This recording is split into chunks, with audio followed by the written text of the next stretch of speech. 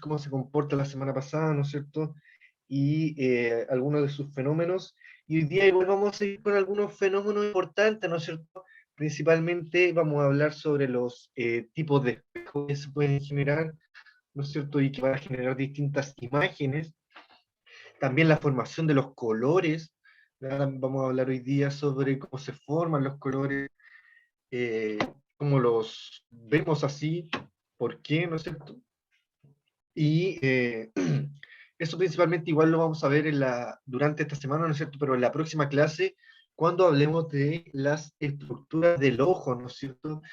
Y algunas enfermedades que podemos tener, ¿no es cierto?, en él, y también el uso del telescopio, que principalmente es muy parecido a lo que realiza nuestro ojo para poder observar, ¿ya? Sino que más bien es una herramienta igual más avanzada, ¿no es cierto?, que está utilizando algunos espejos también, como vamos a ver, ¿ya? Entonces, colocamos ahí fenómenos de la luz, ¿no es cierto? Y entre paréntesis la visión, porque también vamos a hablar sobre la estructura del ojo, ¿no es cierto? Y cómo lo hace para poder transmitirle la imagen a nuestro cerebro, que es el que sin duda, ¿no es cierto?, las modifica y las percibe.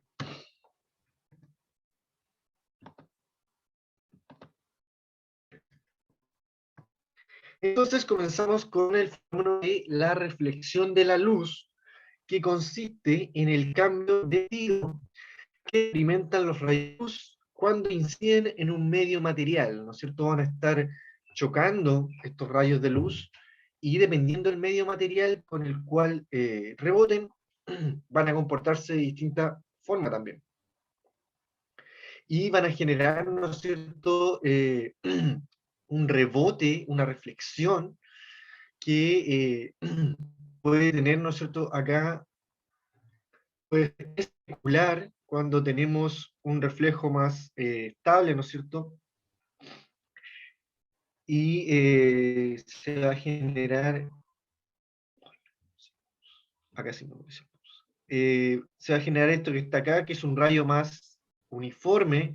En cambio, si tenemos una reflexión difusa, cuando el material no esté muy plano, ¿no es cierto?, va a generar una reflexión eh, en varias direcciones, ¿no es cierto?, porque no se genera una reflexión frontal, sino que puede ser lateral, que va a generar distintos ángulos, ¿no es cierto?, en la incidencia. ¿Ya? Entonces vamos a tener una reflexión especular y una reflexión difusa, ¿no es cierto? Entonces, esta reflexión especular va a tener más que ver, ¿no es cierto?, con los espejos, ¿no es cierto?, que es lo que vamos a estar viendo en las siguientes diapositivas, en donde vamos a tener un ángulo de incidencia, un ángulo de reflexión, ¿no es cierto? El rayo incidente va a salir en el rayo reflejado y van a tener el ángulo de incidencia va a ser el mismo con el ángulo de reflexión. Y ahí va a depender mucho, ¿no es cierto?, de la superficie en donde se esté reflejando para que la reflexión sea especular o difusa, ¿no es cierto? La superficie caso es plana o caso es bastante no plana, ¿no es cierto? Corrugada, ¿no es cierto?, como lo podemos decir. O con montes y valles, también se puede señalar. Entonces, ¿cómo se formarán las imágenes, principalmente en los espejos? Los espejos, ¿no es cierto?, tienen esta característica de ser totalmente pulidas, no siguen nada de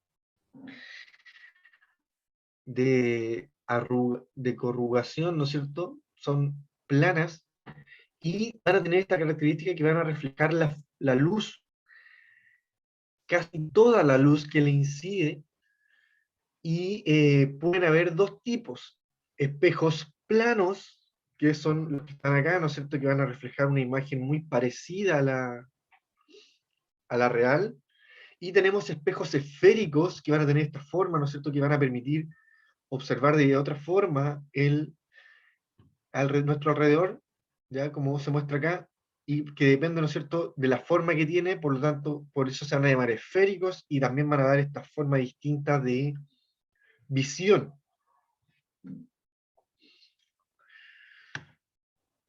Entonces acá tenemos de la clasificación, ¿no es cierto?, de los espejos y sus características. Ya vamos a tener espejos planos que nos van a dar una imagen muy parecida, muy similar a la de nosotros, con una superficie plana y lisa, ¿no es cierto?, con la cual la luz se refleja especularmente, o sea, como lo vimos recién, esta forma especular, ¿no es cierto? No hay alguna variación máxima. Y proyecta una imagen virtual derecha y de igual tamaño. Ya vamos a tener a veces esta capacidad de que puede ir variando, ¿no es cierto?, la imagen que vamos a tener, pero cuando tenemos un espejo plano, ¿no es cierto?, vamos a tener una imagen virtual derecha y de igual tamaño, ¿no es cierto?, no va a variar el tamaño. En cambio, los espejos cóncavos y convexos sí va a estar variando el tamaño, ¿no es cierto?, como lo podemos ver en estas imágenes. Entonces, el espejo cóncavo es un espejo tipo esférico en donde la superficie reflectora es la parte interior de la superficie esférica, en donde se proyecta la imagen real pero invertida. Ya esto va a ser muy parecido también a lo que se puede observar después en nuestra estructura del ojo, que está generando una imagen real e invertida, que después el cerebro, ¿no es cierto?, es el que da la vuelta y podemos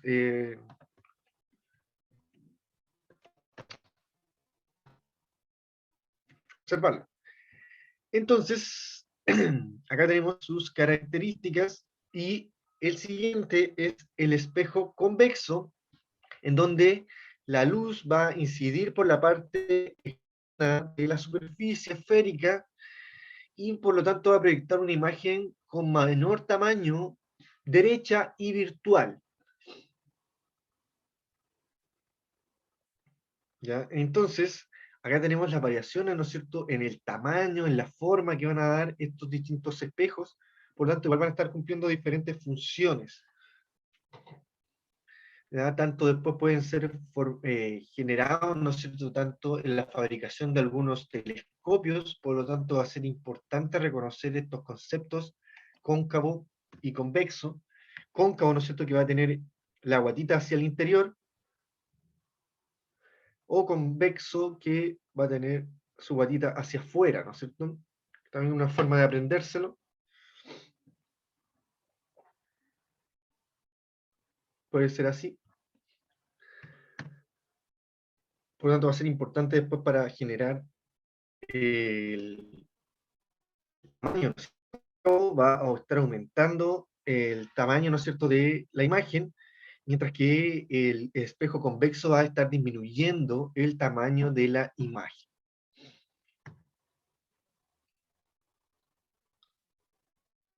Entonces, estos espejos esféricos, ¿no es cierto?, como es el cóncavo y el convexo, principalmente el cóncavo, ¿no es cierto?, va a tener esta característica, van a tener un centro de curvatura que va a estar determinado por la letra C en este esquema que se muestra acá a la derecha.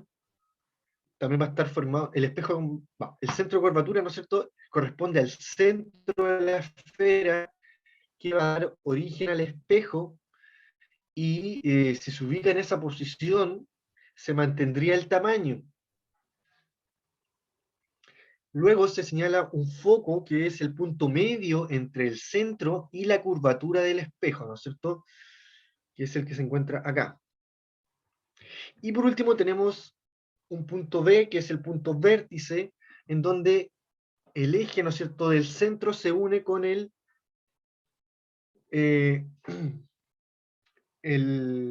con el centro del espejo, ¿no es cierto? Y se produce como un corte acá de estos dos centros. El eje óptico es insertado, ¿no es cierto?, por el centro del espejo. Entonces ahí, más que nada, para poder identificar estos elementos que van a estar formando principalmente a los espejos cóncavos, que van a tener esa curvatura, ¿no es cierto?, hacia el interior.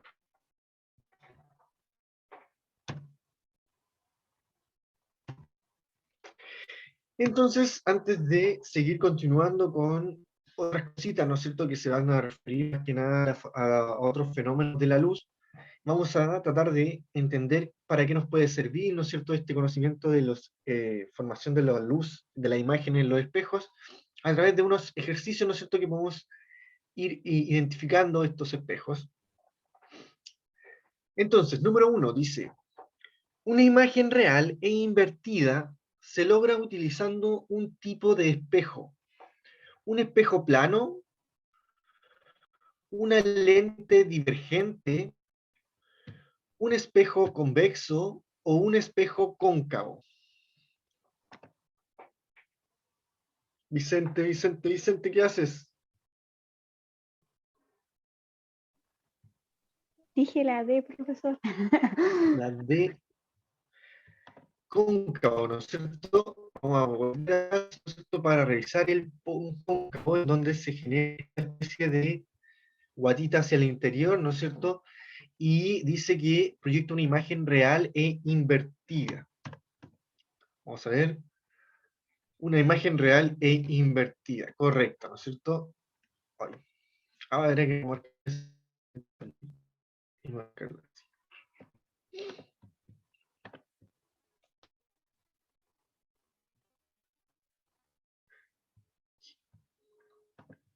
Vicente parece que no se dio cuenta que estuvo rayando. Entonces, un automovilista, número 2, mira por su espejo retrovisor, que tienen los autos, ¿no es cierto?, el cual tiene una forma convexa, la otra forma, ¿no es cierto?, la guatita hacia afuera. Dice, es correcto estimar que el conductor vea al automóvil que viene atrás de él con un mayor tamaño derecho y real, menor tamaño derecho y virtual, igual tamaño derecho y real, o menor tamaño derecho y real. ¿Cuál será la alternativa correcta? La B. B.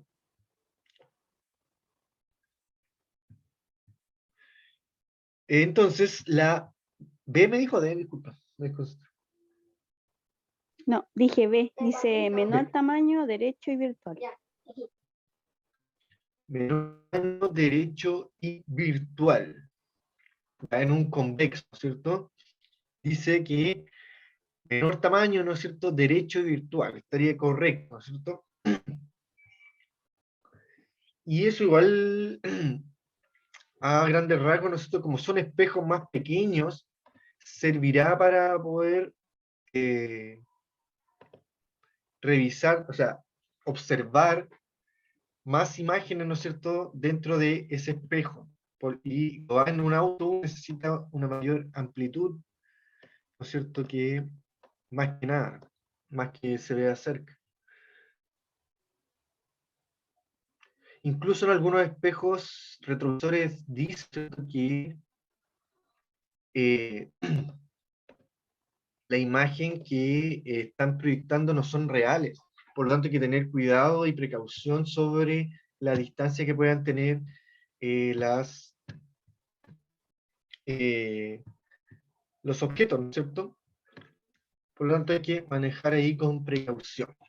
Ya, entonces, aquí podemos trabajar, ¿no es cierto?, algunas funciones, ¿no es cierto?, que van a tener estos espejos dentro de nuestra vida. Entonces ahora vamos a pasar al fenómeno de dispersión de la luz. Ya, no sé si fue la clase pasada también que estuvimos trabajando este fenómeno del espectro de luz y que se genera, ¿no es cierto?, en el caso del espectro de los colores, que se generan si pasamos una luz blanca, ¿no es cierto?, desde un prisma transparente, que va a tener como una especie como de diamante, algo así, como un vidrio, que es un prisma, y este, ¿no es cierto?, al ser reflejado va a generar este espectro de colores que van a ser toda la cantidad de colores que podemos percibir, ¿no es cierto? La luz visible que también conocimos la clase pasada. Una propiedad importante entonces del índice de refracción es que su valor depende de la longitud de onda, ¿no es cierto? Como la vimos en la clase pasada, que era la distancia que van a tener estas ondas entre ellas, Y también, ¿no es cierto?, la frecuencia, ¿no es cierto? La frecuencia va a estar más que nada determinada por el tiempo, pero si esta onda es más corta también, va a estar dando una frecuencia mayor, por lo tanto también unos colores diferentes. Entonces, cuando la luz se desvía, ¿no es cierto?, en diferentes ángulos, se conoce como el fenómeno de dispersión, y es lo que va a generar también los distintos colores que vamos a estar formando, gracias a la dispersión de la luz. Y eso se va a generar, ¿no es cierto?, por la variación en la frecuencia de la onda y la longitud de ella.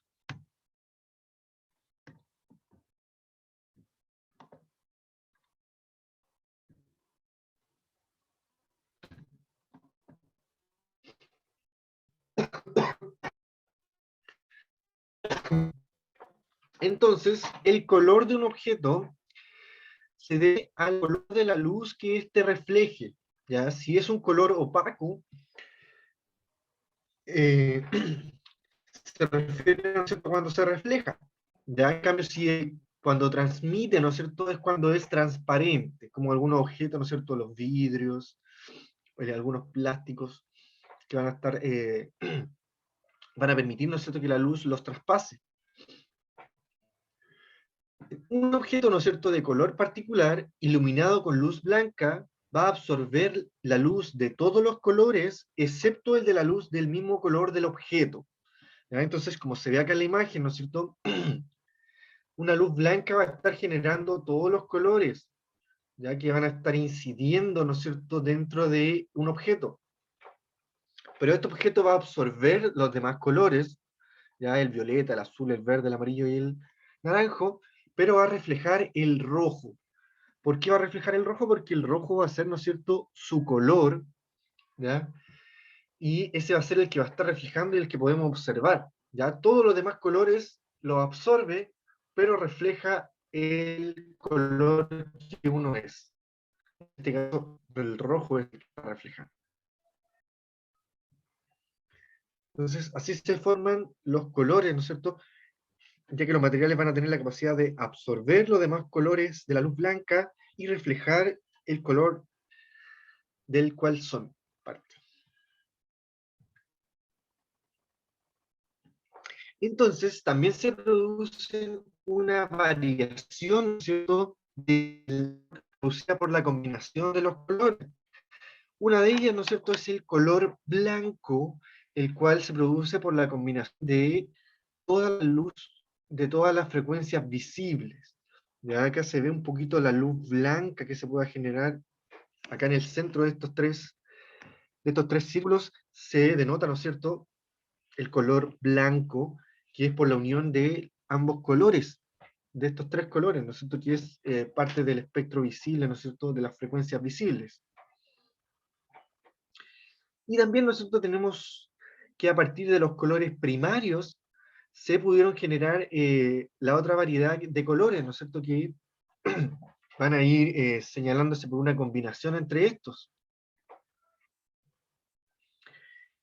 Y, ¿no es cierto?, van a ser el rojo, el verde y el azul, ¿no es cierto?, que van a estar formando parte de estos colores primarios que, mezclados con la misma intensidad, van a generar la luz blanca, que es como aparece acá indicada, ¿no es cierto?, en el centro, formada por estos tres colores primarios que son aditivos, que se pueden mezclar.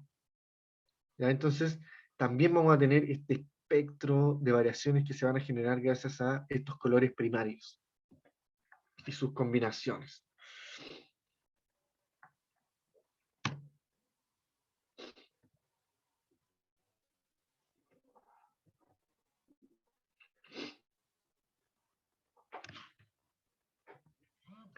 Entonces, también ahora vamos a tener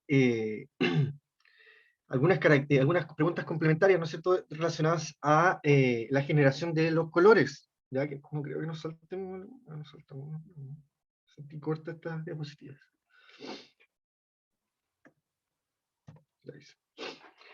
Entonces, número 1 dice, ¿qué características de las ondas están asociadas al color de la luz? La amplitud de la oscilación, la rapidez de la luz en el medio, la dirección de la propagación o la frecuencia de la onda. ¿Qué característica de las ondas está asociada al color de la luz? La frecuencia de la onda.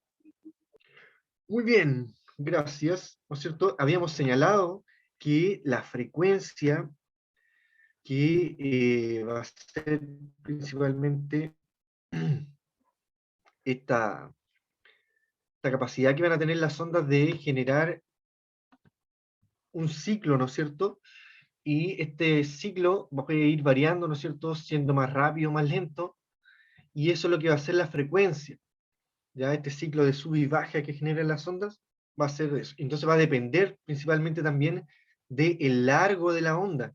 Ya si tenemos largos mayores, más se va a demorar el ciclo en generarse, ¿no es cierto? En cambio, si tenemos una longitud menor, su frecuencia también va a ser mayor porque va a estar generando menores recorridos también esta onda. Por lo tanto, el color también se va a dar distinto. Ahí también respondieron, ¿no es cierto?, la D que genera, que sería dado por la frecuencia de la onda. Entonces, aquí necesito la intervención de alguien para que me señale, ¿no es cierto? Para que me señale cómo explicarían ustedes o alguien, ¿no es cierto?, la formación de colores por la incidencia de la luz. Ya que lo que entendieron ustedes con sus palabras, ya pueden escribirlo a través del chat, ¿no es cierto? ¿Cómo explicarían la formación de colores por la luz? ¿Qué es lo que entendieron?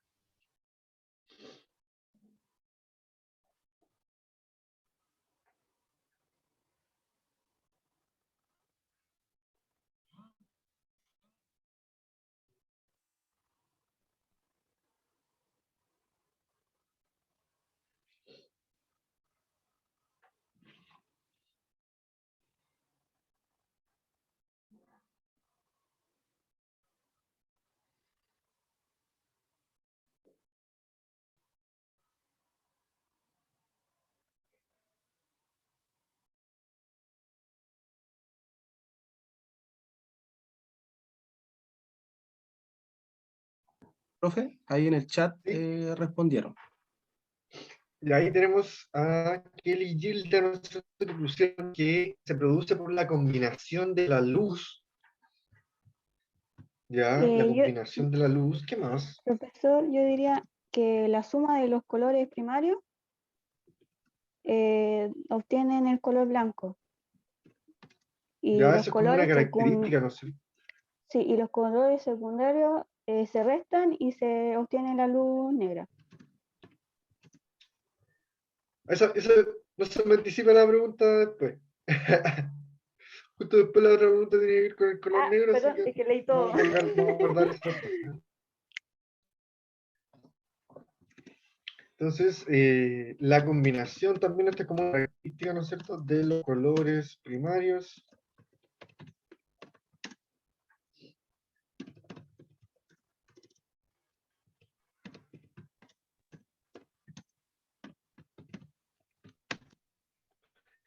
Generan la luz blanca, ¿no?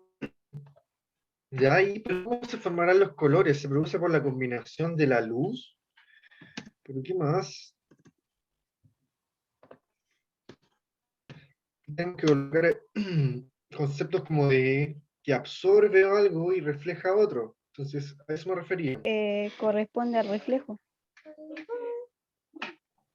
Y va a depender Claro, del ¿no es objeto. cierto?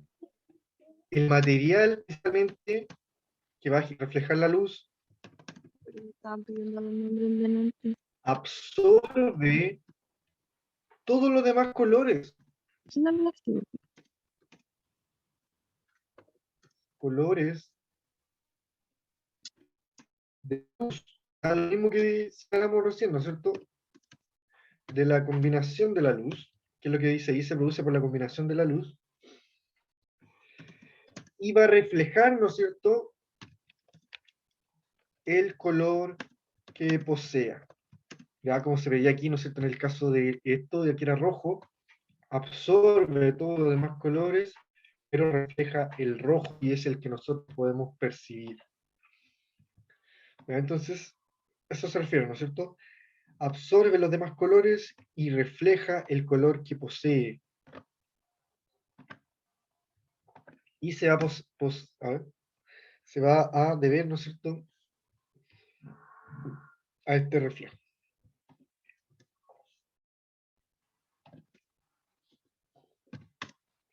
Y ahora sí, ¿quién me había mencionado recién la luz negra? O sea, la luz, Yo, el color negro. Con respecto a los dice colores y la luz, ¿cómo explicarían el color negro? que es la suma de los colores primarios. No, de los colores secundarios. La suma de los colores secundarios. No, me equivoqué, la resta. Es que tengo todo anotado acá. Sí, dice La la resta de resta los de los colores colores. secundarios. ¿Alguien tiene otra respuesta?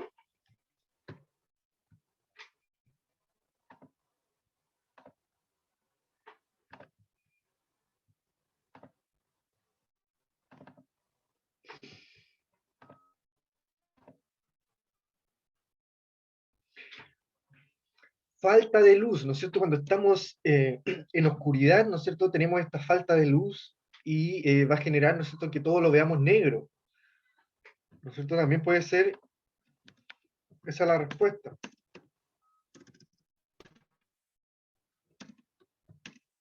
¿Qué va a hacer que veamos todo de negro?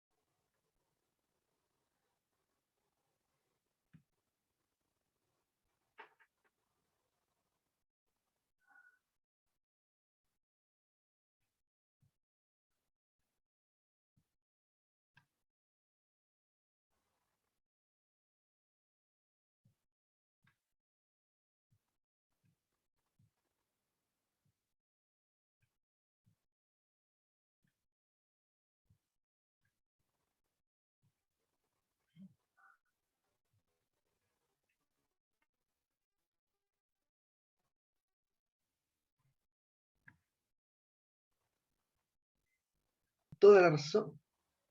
¿Ya? Buscando aquí sobre la generación de colores, en el color blanco, ¿no es cierto? Tenemos que se va a producir, a ver, estoy compartiendo, sí, está bien. Se va a producir la luz blanca, ¿no es cierto?, por la unión de los colores primarios, que van a ser, ¿no es cierto?, el azul, el rojo y el verde,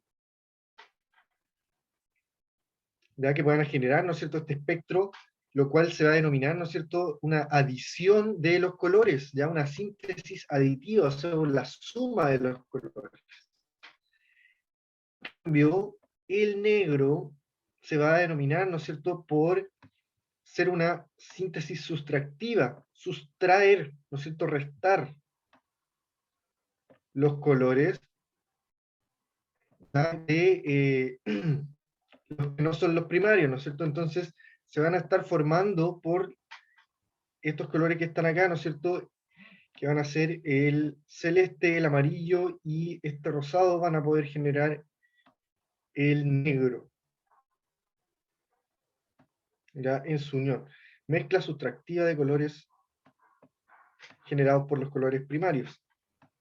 Ya también, ¿no es cierto?, es importante acá destacar algunos conceptos también de la generación de colores, como lo son, ¿no es cierto?, sus propiedades, ¿ya? Que es el matiz, ya que es la posición de un color dentro de un circuito cromático, ¿no es cierto?, de luz, por lo que dependen también las longitudes de la onda, ¿no es cierto? Habíamos visto que los colores van a depender por la longitud de la onda. También se va a hablar de saturación, que depende de la distancia entre un determinado color y también la escala de grises. Ya podemos ver ahí en la saturación cuando estemos hablando de un color más vivo, más puro, más colorido. Y también vamos a hablar de el brillo, ¿no es cierto?, que depende de la luminosidad que pueda reflejar. En donde un mínimo brillo, ¿no es cierto?, va a corresponder al valor cero, que va a ser como un negro, y, ¿no es cierto?, un mayor brillo, ¿no es cierto?, va a ser más blanca este brillo.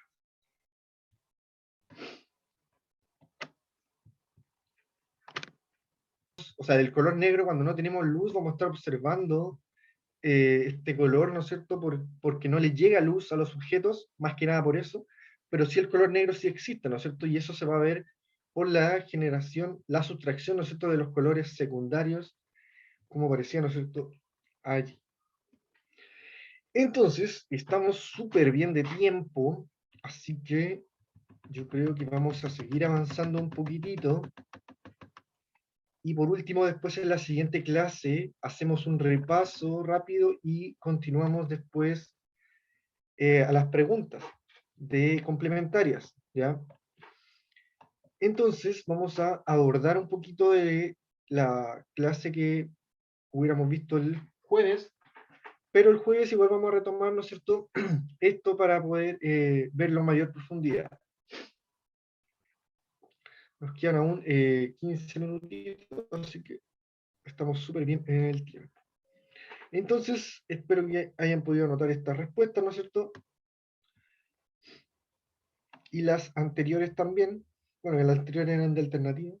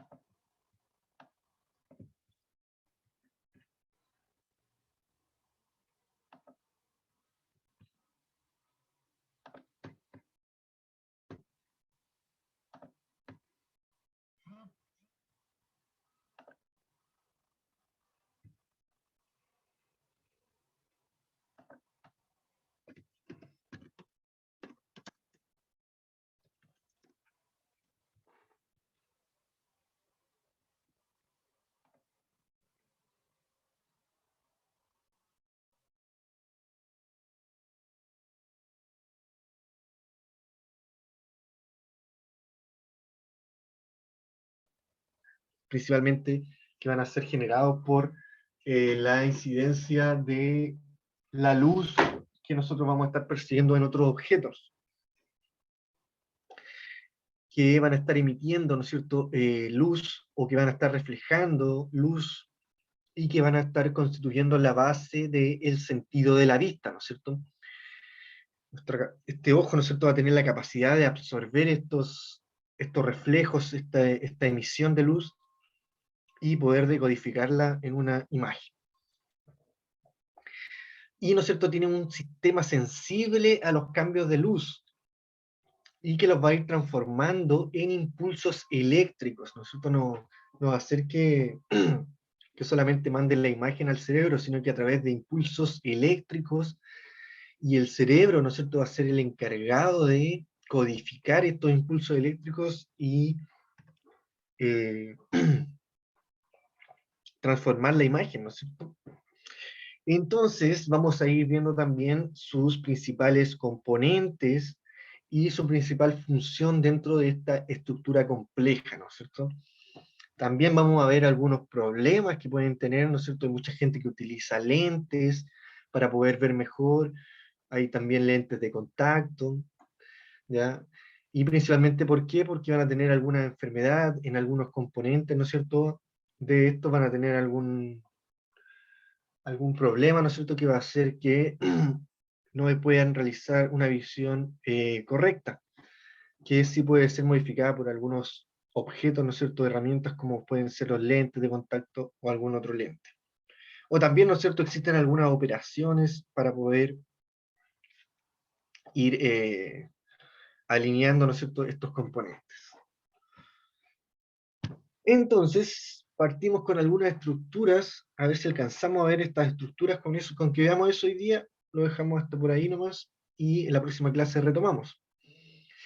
Dice, estructuras que componen el ojo, ¿no es cierto? Su forma y su función, vamos a estar viendo. Entonces, la primera que tenemos ahí es la córnea, la cual, ¿no es cierto?, ingresa, la luz, ¿no es cierto?, va a ingresar a través de la córnea, y va a ser una membrana transparente que va a tener una curvatura fija, ¿no es cierto? Y en ella, ¿no es cierto?, se va a producir la primera refracción de la luz, ¿ya? La primera en recibir, ¿no es cierto?, la luz va a ser la córnea, y va a actuar como la primera fase. Luego va a haber una pupila, que va a ser, ¿no es cierto?, la que va a estar en el centro, y es una pequeña abertura que va a tener esta capacidad de contraerse o expandirse para regular el paso de la luz. ¿Ya? O sea, cuando esté más expandida es porque va a estar absorbiendo más luz, y todo lo contrario, cuando esté más contraída, va a estar recibiendo menos luz. ¿Ya? Entonces, esa variación, ¿no es cierto?, va a ser muy importante, sobre todo cuando la luz está variando. ¿Ya? Cuando pasamos a un lugar más oscuro, entonces vamos a necesitar absorber más luz para poder identificar los objetos que necesitamos encontrar, quizás. En cambio, cuando ya hay mucha luz, no es necesario quizás tener nuestra pupila tan dilatada.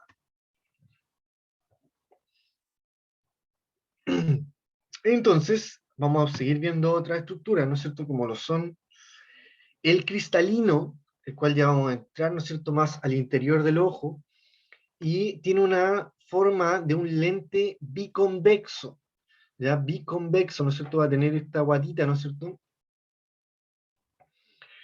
pero esta curvatura puede ir variando porque van a tener unos músculos que le van a permitir variar esta curvatura, ¿no es cierto?, y poder ver, observar de forma diferente. Ya estos músculos también van a ser importantes para nosotros también ir cambiando la visión, ¿no es cierto?, para poder mover el ojo, y para, también quizás para la pupila también, como va variando. Y tenemos aquí, me pasé, la retina, la cual es una especie de pantalla donde se forma la imagen.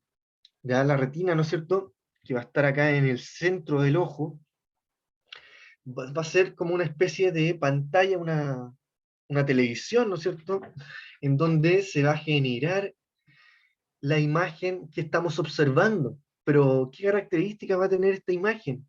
¿Ya? Va a ser una imagen invertida del objeto, ya que así, ¿no es cierto?, va a ser traspasada con impulsos nerviosos hacia el interior de nuestro cerebro, a través, ¿no es cierto?, del nervio óptico, que va a llevar estos impulsos eléctricos a una zona específica de nuestro cerebro, donde van a ser interpretados como imágenes y en su posición real, ¿no es cierto? Recordemos que en la retina se generaba una imagen invertida, ¿ya? Y gracias a nuestro cerebro se logra generar, ¿no es cierto?, una imagen real que es como se debería percibir. Ya, pero en nuestro ojo, por su forma, ¿no es cierto?, por su estructura, está generando una imagen invertida. Pero gracias a nuestro cerebro, ¿no es cierto?, se logra codificar en una imagen real de estos.